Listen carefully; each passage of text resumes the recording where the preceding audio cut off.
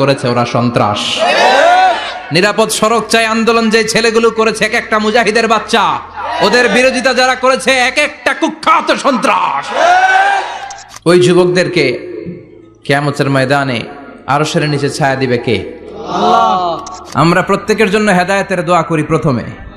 আর যদি হেদায়েত নসিবে না থাকে, কারুন, সাদ্দাত, নমরুদ আর ফেরাউনের যে দশা হয়েছে, বাংলার জমিনের ইসলাম বিরোধী এই বেহায়াদের ওই দশা আল্লাহ তুমি করে দাও।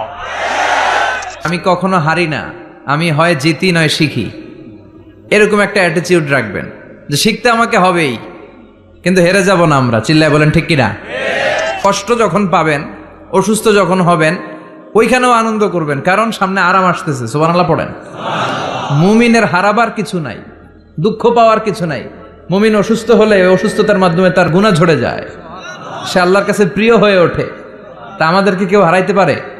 কথা বলেন, আমাদের কেউ ভয় দেখাইতে পারে?